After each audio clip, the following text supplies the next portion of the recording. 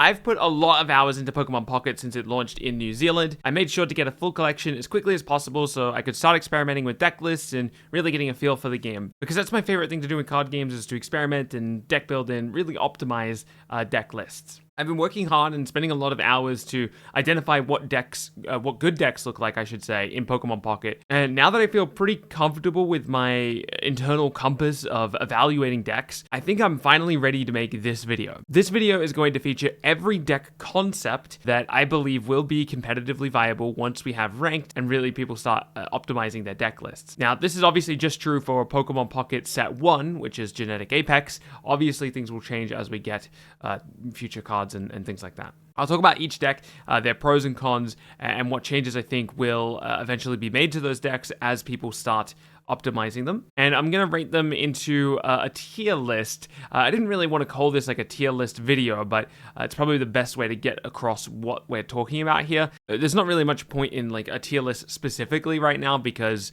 honestly, most people won't be able to get a lot of value out of a tier list. People are just going to be building whatever they can really build. And then also ranked isn't here yet. So I really don't think of this as like an official tier list or anything like that. It's just to kind of get a rough idea of where everything is at. Now, please keep in mind that this is very early days for Pokemon Pocket. We're on day 4 at the time of me recording this of Pokemon Pocket's soft launch. So while we will go into detail about specific deck lists, the exact 20 cards will change over time as these archetypes kind of refine themselves. It's also possible that myself and the wider Pokemon Pocket community simply hasn't found some type of hidden combination of cards that really creates its own archetype. So there's potential brand new archetypes that I'm not even mentioning in this list. With that said, I've categorized every archetype that I think will be competitively viable at this given moment, and we're going to put them into different tiers. Here are the tiers that we're going to go over. We're going to go over S tier, A plus tier, A tier, B tier, and honorable mentions. S tier decks, these are going to be the decks to beat. They're the most consistent. Other decks will either make concessions while building their decks specifically because they need to be able to beat these decks. And in fact, some decks will be specifically built and designed to beat these decks. In the A plus tier, these are going to be decks that keep up with the S tier decks. They'll be dominant in their own right, but they would implicitly shape the meta below them. And then A tier decks are strong, but they're not nearly as consistent as the powerful S tier decks will be. B tier decks are noticeably weaker than the rest of the field that we've talked about so far, but they have a cohesive game plan, and some of their matchups against even the higher tier decks are pretty good, but generally speaking, they're going to have a lower ceiling than the other decks. That's not to say they're like unplayable or anything, but they definitely have a bit more work to do than the S and A plus tier decks. And then the honorable mentions category is just going to be decks that kind of have an archetype, but for one reason or another, they don't quite get there. We'll talk about the specific reasons a deck is in the honorable mentions when we get to the honorable mentions, but just kind of broadly speaking, there'll be like a specific reason, like, maybe this deck just isn't good enough, like the Pokemon themselves aren't strong enough, or maybe there just isn't enough support for that archetype, and yeah, we'll talk about it as we go. So I think it makes sense to go to honorable mentions, then to B, then to A, and then to A+, and then to S. So it really will start kind of at honorable mentions because we can kind of quickly go through it. I'm not going to bring up a specific deck list for Koga and Weezing because honestly, I don't know what the exact deck list is going to look like for Koga and Weezing. The main value add with Koga and Weezing is that Koga can bounce Weezing, healing Weezing up to his current base, and you could even play the Weezing from your hand onto another Coughing that you had in play. So there's like weird tempo stuff you can do with Koga to kind of stall out the game a little bit, but I think this strategy really only works against tempo-oriented decks as opposed to decks with big hitters, and Koga's really going to struggle against that. So I don't know what the rest of the deck looks like. Implicitly, because Weezing has a 1-cost attack, there's almost like this idea where you want whatever other Pokemon is in the deck to have a higher cost attack, so we can invest the energy into Coughing and Weezing, just the 1 energy, and then all of our other future energy can go on something with a big payoff. In fact, I even tried a Lickitung with Coughing Weezing, and it actually didn't feel awful. I mean, it's definitely not like a competitive deck, and that's why I didn't put it on the tier list here, but that's the general idea, or that general concept is something I think that you probably want to do with Weezing. Some people have tried the idea of not even putting a Darkness energy in the deck, specifically just trying to bounce Weezing and stall the game out with Weezing and not really ever using his attack. But honestly, I think if we're not using Tackle, we're doing it wrong. I think we want the 1-cost 30 damage ability, or else Weezing isn't doing enough to really justify a deck slot. So whatever deck Weezing ends up finding his way into, and I do think he will find his way onto this tier list somehow. I just don't know what the refined version of Weezing looks like just yet. And I think once he does make his way onto the tier list, he will probably either be in B or we will have to make like a C tier for him. Next honorable mention is Gengar, kind of similar to what I'm talking about with Weezing. I don't know what the refined version of this list will look like. Honestly, Gengar's biggest problem is why am I not just doing this with Mewtwo? Obviously, Gengar has a really unique piece of utility that says the opponent can't use supporter cards while you're still freely able to use supporter cards. He has 170 health, which is a lot of health, even for EX Stage 2 Pokemon, but he's only dealing 100 damage, and it's a 3-cost ability, and that 3-cost ability has to be Psychic Energy, so we're committing a lot to Gengar. And he's a Stage 2. Being a Stage 2 really, really hurts. It's really difficult to justify Stage 2 Pokemon in your deck, so they need to be doing something really, really compelling. And Gengar is kind of doing it, but really we want this type of effect that Gengar has earlier in the game. Turn 3 is already pretty late to have this effect in play. He has to be in the active slot for this ability to matter, so he's making himself a little bit vulnerable. And like I said, you're not really going to have him on turn 3 every game, and even if you did, it might be a little too late. So yeah, he's not quite as compelling as he might seem initially if you first read the card, and honestly, every deck I've played with him has felt worse than doing it with a different card. So yeah, right now I'm not going to put Gengar on the specific tier list that we're going to go over. However, his effect is so unique, and as the supporter cards kind of expand, as we get more cards in the future, there's almost certainly going to be a world where Gengar finds himself in the meta. It's just the supporters we have available right now, I don't think they're really affected by this. You can kind of lock out stuff like Lieutenant Surge in situations where they want to be getting stuff done, but really I don't think this is compelling enough among the cards we have available right now. I'm just going to broadly mention Metal as an archetype. This is kind of weird to talk about because Metal doesn't really have enough cards to justify running like a Metal deck. You can kind of run like Mawile, Melmetal, and then that's just like a Melmetal deck. The big issue right now is Mawile's effect is genuinely compelling. It's a good attack on a big basic Pokemon, but you need a Metal energy, so it's kind of weird. Maybe you could do like a colorless deck where Mawile's our only card from a specific color, so we can just run Metal Energy with a colorless deck, and then Mawile's still getting the value from being able to use Crunch, which is a deck concept I think is compelling. It's just, I don't know if there's enough good stuff in colorless to really make that work right now. Melmetal is just a bit too weak, I think. He doesn't have enough strong support. You really want to lead with Meltan in order to get a mass going. And then if that doesn't happen, you're kind of sad. And then there's the downside if we lead with Meltan. Meltan is vulnerable to taking damage, and then we evolve it into Melmetal, and while he does have the hard coat to kind of protect himself from damage, he has already taken damage while not having hard coat up, so it's kind of awkward. He's not really a 120 health or 130 health Pokemon. So yeah, unfortunately, Metal's in a really bad spot right now. And lastly, in the honorable mentions, I want to mention the Nido line, both Nidoking and Nidoqueen. Obviously, these two cards work together. Nidoqueen has like a huge damage upside if you manage to get both Nidokings into play. The odds of you getting both Nidokings into play are extremely low. I've tried playing around with this deck quite a lot. I really wanted something like this to work, but I knew going in that it almost certainly wasn't going to be particularly competitively viable. This is going to be Omega Niche, and if the Nidoqueen package is playable, it won't be until we get further support. I don't see a world where this is ever playable competitively, unless, like I said, we get future support for the package. All right, with that in mind, I think we can jump into the actual tier list now, starting from B tier. So there's two kind of similar concepts that made it into B tier. This is single prize Lightning and single prize Psychic. Let's first go over single prize Lightning. The main reason single prize Lightning is so compelling is because we get to take advantage of Magneton's effect alongside Lieutenant Surge, adding additional energy to either Electrode or Raichu. In most cases, we're going to want to do this with Raichu, but you can definitely get some powerful tempo going if you manage to do some stuff with Electrode. Electrode's free retreat is also a decent way of setting up for a big, powerful Raichu, and generally speaking, it's just kind of an aggressive deck. I don't think that this is better than doing the Pikachu EX stuff, and I don't think you can do this stuff with Pikachu EX consistently, so I think that they're just more or less two different decks. Single prize Lightning, which is doing the Raichu Lieutenant Surge stuff, and then there'll be a different deck, Pikachu EX, which is doing which is running, Zapdos EX and all that other stuff, which we'll talk about that later because it appears later in this tier list. And I actually think this deck's in a really interesting spot because all of its Pokemon are lightning Pokemon, which is really compelling given that a lot of the meta is the legendary birds, and the legendary birds are all vulnerable to lightning. They all have a weakness to lightning. So even though a lot of our Pokemon here, in fact, every single one of our basic Pokemon here is at the exact baseline of just 60 HP and a 1 cost 20 attack with a 1 cost retreat, all of that's pretty good when it's actually a 40 damage attack against these legendary birds. You can really start applying some early game pressure against them. So in this particular meta, this deck is a little bit stronger than it would be otherwise.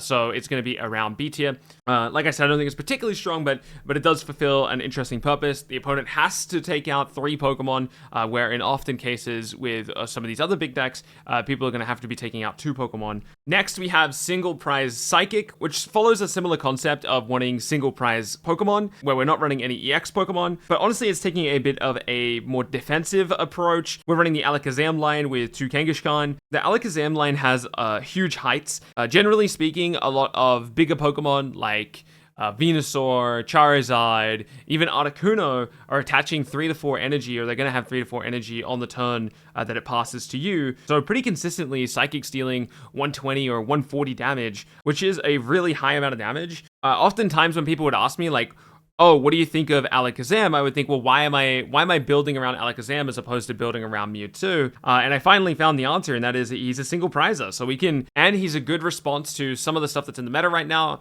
Dragonite, Zapdos. Now, I don't think Kangaskhan is like super core to this deck. I think you can probably run another card, but really this deck just wants another big basic Pokemon. Their main thing they want is to focus on Alakazam, but they just want a thing out there fighting until they set up their Alakazam, and I think Kangaskhan fills that role decently well. Kangaskhan has a little bit of anti-synergy with Giovanni, but I think in most cases we're not going to want to Giovanni the Kangaskhan anyway, and we do want to run 2 Giovanni, or at the very least 1 Giovanni in this deck for Alakazam. It cleans up a lot of the math. One interesting fun thing about Alakazam is you would look at a Pokemon like Pikachu EX and think, well, Alakazam doesn't get a lot of value there because Pikachu EX only attaches 2 energy. But in the case of Pikachu, that's all we need. We only need him to have 2 energy attached because that gets us to 120. So really, Alakazam surprises me in a lot of ways, and I think he's pretty compelling as a single prize fighter. All right, moving on to A tier. The first deck we're going to take a look at is Fire Ramp. You've probably seen a very similar list to this, but the concept is pretty straightforward. We run Moltres EX, and Moltres EX is pretty much the core of our build. Everything is in this deck for Moltres EX. We're running the Charizard line, and we're running Centiskorch. Centiskorch actually does so much damage. He's actually really, really compelling. People like Giovanni in this list. I haven't found Giovanni to be particularly compelling here, but you could run Giovanni. I think you definitely want the X speeds, though, because there's so many times where the starting Pokemon we draw, the starting basic Pokemon we draw isn't Moltres, but then we draw Moltres with like a Pokeball or something, and we really want to get Moltres in play without having to spend an energy to retreat. X-Speed lets us do that, and then we can spend the energy on Moltres to activate Inferno Dance and then start investing the energy ramp on, say, our Charmander or our Centiskorch, or our Sizzlipede, I should say, depending on, what's going on in that current game. So yeah, it can be a really powerful deck. The main reason this deck is so strong is because we deal a lot of burst damage with either Crimson Storm on Charizard EX or the Centiskorch Fire Blast. The one really exciting thing about Charizard EX is that he kills literally everything in the game, the 200 damage. There is not a single thing in the game that survives that, so it feels really good to get a Charizard going. Next up is Zapdos 18T. This deck is honestly super, super unfun. I would not recommend building this if you're trying to have fun. It's the exact same play pattern every single game. It's you just put Zapdos in play because you're guaranteed to draw 1 basic Pokemon at your opening hand, which in this case will be Zapdos. We put Zapdos in play, we attach energy to him until we can resolve Thundering Hurricane, and then we hit them with Thundering Hurricane. Now, there are some interesting lines to keep in mind when playing this deck. We have access to Hand Scope, so obviously we can Hand Scope and then Red Card, which is an interesting combo. You'll notice we're running 2 Pokeballs, but only 2 Pokemon. We're never going to be able to get value out of the second Pokeball, but you can actually do some interesting stuff. Let's say we play Pokédex, which lets us look at the top 3 cards of our deck, and we decide we don't like any of those 3 cards. We can play Pokeball to shuffle our deck, because even when Pokeball doesn't find a target, it'll look for a target and then shuffle your deck. But honestly, as interesting as that combo is, it doesn't really matter. We don't really care about the quality of card in our hand or the quality card of our deck. While playing this deck, all we care about is getting 2 Zapdoses into play, forcing the opponent to have to get through 260 health, all while we're flipping coins and potentially one-shotting their Pokemon for our Pokemon that we were just able to get into play for free at the start of the game. Yeah, you'll do the same thing over and over and over and over and over again with this deck. So yeah, it's not really fun, but it is really consistent and pretty strong. So if you have two Zapdos EX, I highly recommend trying this out just to get an idea of some of the things you can do with deck building in this game, kind of breaking some of the core fundamental rules of how the game works. Next up is Venusaur EX, and I very almost didn't put this on the tier list. I very almost put this on honorable mentions as like an unplayable list, but I played around with it more and just kind of got a feel for it, and I'm really happy with where we landed. We're just running the Venusaur EX line with 2 Caterpie. That's it. That's the full deck. No need to go Butterfree, no need to do Lilligant or anything like that. That is not the deck we're trying to build. It's literally all in on Venusaur. If Venusaur manages to make it in play, the vast majority of decks aren't going to be able to deal with him, with the exception of the deck we went over 2 decks ago, the Fire Ramp deck. That deck performs really well against Venusaur EX, just because it can one-shot the Venusaur, and the Venusaur just can't do anything about it. So obviously our win rate against Fire decks is probably going to be extremely low with, honestly, if we ran it 100 times, the Fire deck should probably run 95% of the times. But with that said, this deck actually manages to perform pretty well, even against some of the more aggressive decks in the meta, like Pikachu EX. It feels like if you get Venusaur in play, there's not a lot they can do about it. Even a deck like Mewtwo, who has some of the highest burst damage outside of Charizard, just doesn't seem to be able to get through Venusaur EX very often.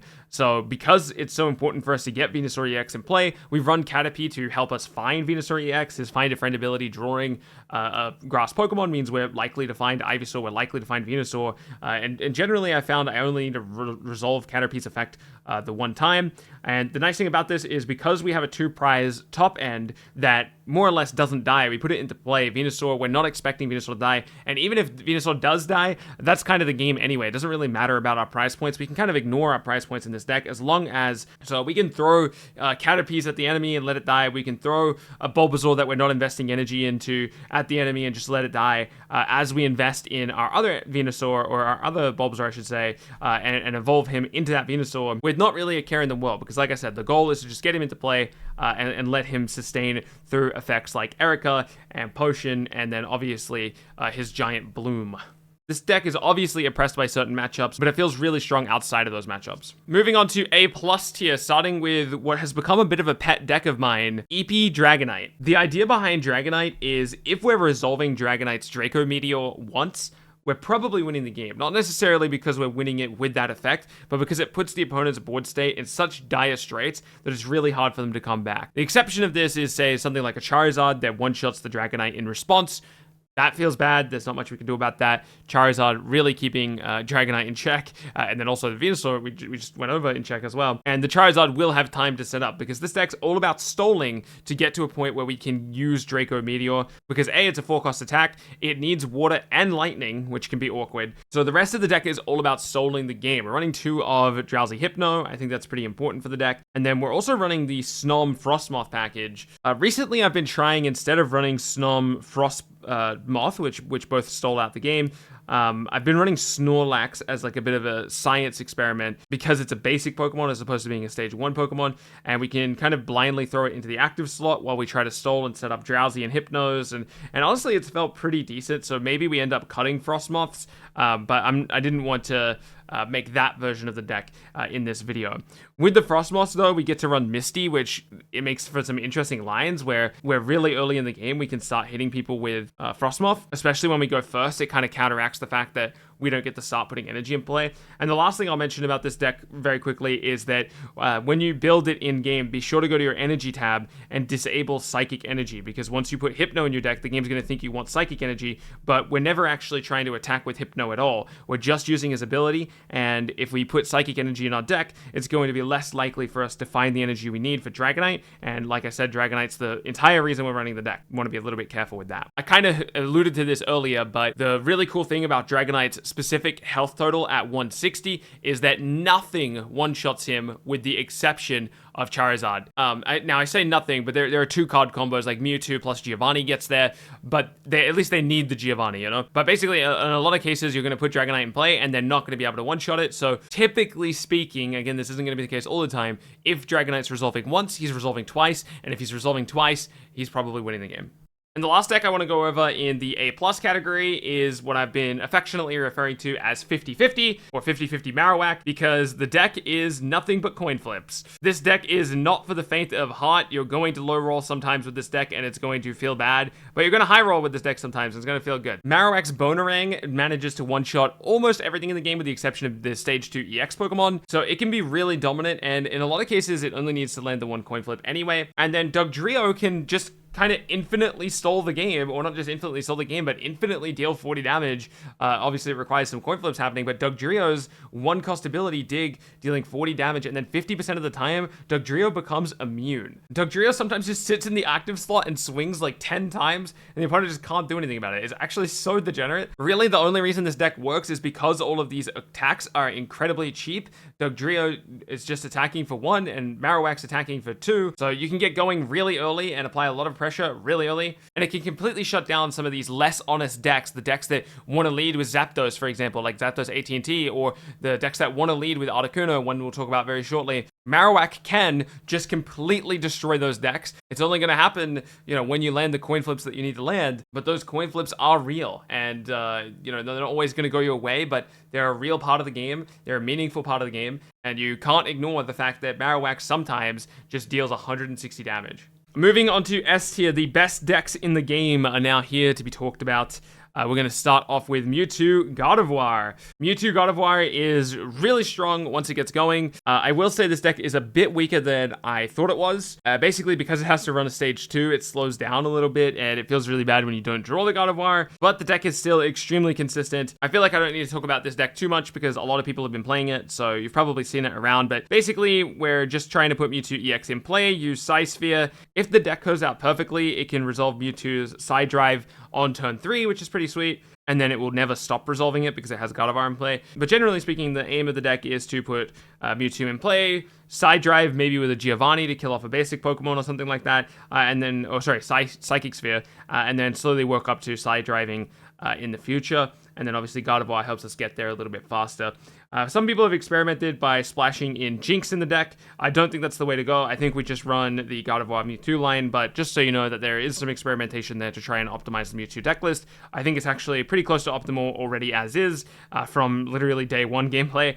But we'll see how this progresses in the future. But some version of this will definitely be scoping around the meta, if not literally at the top of the meta. Next up is Pikachu Aggro. This Pikachu deck is running no evolutions. We're not running the Voltorb line. We're not doing anything like that because we're just trying to put bodies on the board for Pikachu EX's attack. There is a consequence of doing so. It's decreasing the odds of our Pokeball finding Pikachu EX, and it's also decreasing the chances of our guaranteed basic Pokemon in opening hand to be Pikachu EX. But I think the trade-off is worth it just to be able to more or less guarantee these lightning bodies on the board for Pikachu's effect. The reason the deck is so strong is it just kind of keeps in check all of the single prize stuff. It more or less makes EX Pokemon the meta because basic Pokemon just get completely shut down by Circle Circuit and really early on in the game. This is a super aggressive deck. It wants to go second most often because it just wants to be able to put down energy as quickly as possible, and it has the Zapdos kicker to get over the top of Pokemon that Pikachu wouldn't normally be able to kill. Pikachu's capped out at 90 damage, so if the opponent plays like an Articuno or a Mewtwo or a Venusaur or something like that, the fact that Zapdos can just some of the times one-shot a Venusaur if it lands 4 coins, which won't happen very often, but the fact that he has that functionality makes the deck really scary, that it can just kind of do that whenever it likes. Yeah, I think this deck's going to be a strong staple for a long time. And then lastly, what I think is the strongest deck in the game right now, I've been calling it Articuno Carry, and the deck is very simple. Deck concept started off as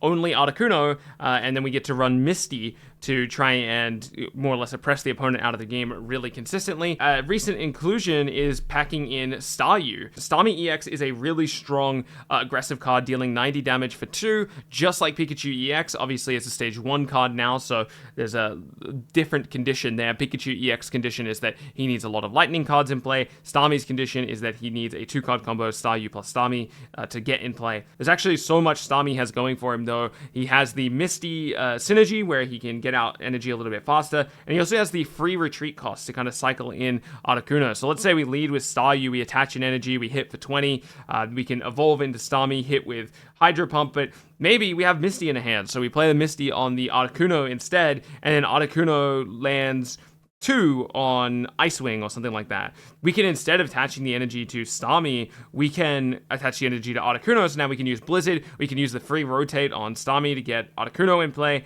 And then now the opponent's in a really bad spot. They've got an Articuno to deal with. They've got a Starmie waiting in the wings. Yeah, this deck can just do some really degenerate stuff. And it's really consistent because we're always going to start the game either with Staryu or Articuno EX.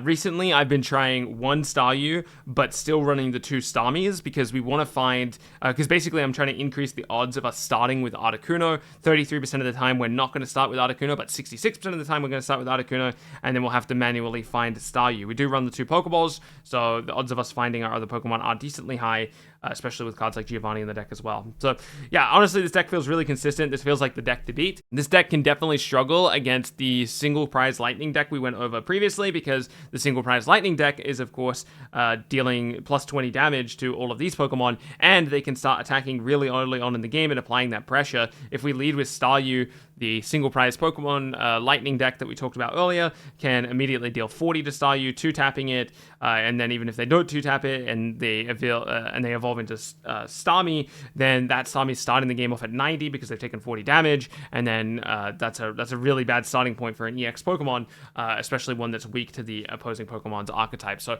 there's definitely trade-offs across the meta right now. You could definitely try to target this deck, but I think that this deck will absolutely be a staple going forward and probably be the deck to beat.